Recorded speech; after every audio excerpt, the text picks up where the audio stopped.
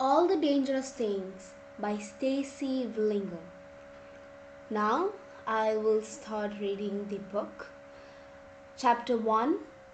Now, Isabel, you're on in 5. My pupils are drilling into a spot in the carpet, a spot with no significance really other than the fact that my eyes seem to like it here. My surroundings grow fuzzy as the spot, my spot, gets sharper, clearer, like tunnel vision. Isabel! I wish I could always have tunnel vision, the ability to selectively focus on one single thing at a time, turn everything else into static, white noise. Isabel! Snap, snap. There is a hand in front of my face now, waving. Fingers clicking, it makes me blink. Earth to Isabel. Sorry, I say, shaking my head as if the motion could somehow clear the fog like windshield wipers swiping at rain. I blink a few more times before trying to find the spot again, but it's gone now. I know it's gone. It's melted back into the carpet, into oblivion, the way I wish I could. Sorry, yeah, on in 5. I lift my arm and take a sip of my styrofoam cup of coffee, strong, black, squeaky when my chapped lips stick to the rim. I used to savor the taste of that daily morning cup. I lived for that smell of it wafting through my kitchen, the warmth of a mug pushed against my fingers, cold and stiff from standing on the back porch, watching the sun come up with morning dew beading on my skin. But it wasn't the coffee I needed. I know that now. It was the routine, the familiarity.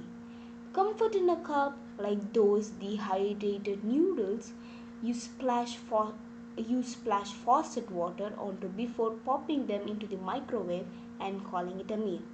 But I don't care about that anymore. Comfort, routine. Comfort is a luxury I can no longer afford. And routine, well, I haven't had that in a long time either. Now I just need the caffeine. I need to stay awake. On and two. I look up at the man standing before me, clipboard resting against his hip.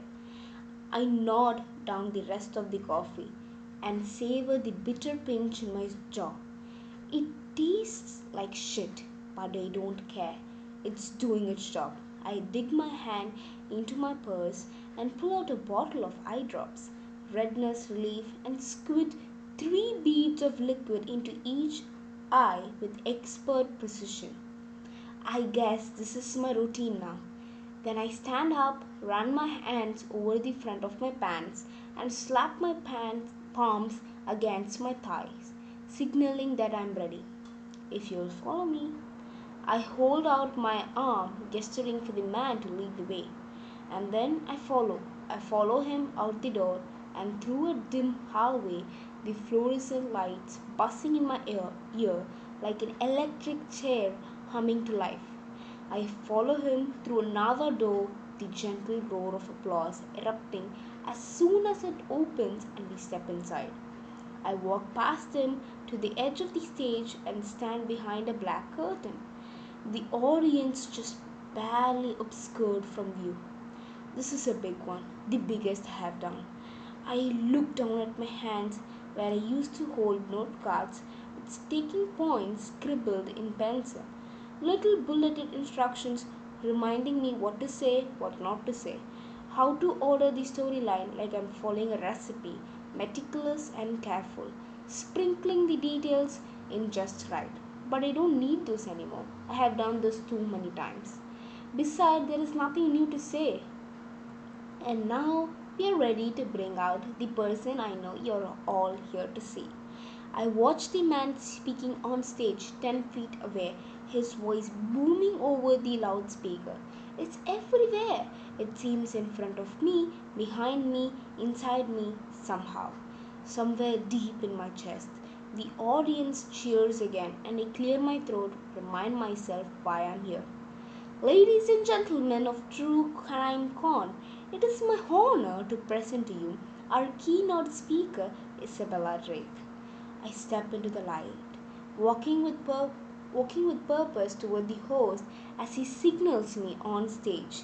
The crowd continues to hail, some of them standing, clapping, the beady little eyes of their iPhone pointed in my direction, taking me in unblinking. I turn toward the audience, squinting at their salutes. My eyes adjust a bit. I weave, smiling weakly before coming to a halt in the center. The host hands me a microphone, and I grab it, nodding. Thank you, I say, my voice sounding like an echo. Thank you all for coming out this weekend. What an incredible bunch of speakers. The crowd erupts again, and I take the free second to scan the sea of faces that, that the way I always do. It's women mostly, it's always women. Older women in groups of 5 or 10, relishing this annual tradition. The ability to break away from their lives and their responsibilities and drown themselves in fantasy. Younger women, 20 somethings, looking skittish and a little embarrassed, like they have just been caught looking at porn. But there are men too, husbands and boyfriends who were dragged along against their will. The kind with wire rimmed glasses and peach fuzz beards and elbows that protrude awkwardly from their arms like nobility tree branches. They are the loners in the corner, the one whose eyes linger just long enough to make you uncomfortable, and the police officer perusing the aisles, stifling yawns. And then I notice the clothing. One girl wears a graphic tee that says red wine and true crime. The tee in the shape of a gun. Another sports of a white shirt sprayed with specks of red. It's supposed to mimic blood, I assume. Then I see a woman wearing a t-shirt that says Bundy Damer Gacy backwards. I remember walking past it earlier in the gift shop. It was clipped tight against a mannequin, being advertised in the same way they advertise overpriced band t-shirts in the merchandise tents at concerts, memorable for rabid fans. I feel the familiar smell of bile in my throat, warm and sharp, and force myself to look away. As I'm sure you all know, my name is Isabella Drake, and my son, Mason, was kidnapped 1 year ago. I say his case is still unsolved. Chairs squeak, throats are cleared. A mousy woman in the front row is shaking her head gently, tears in her eyes.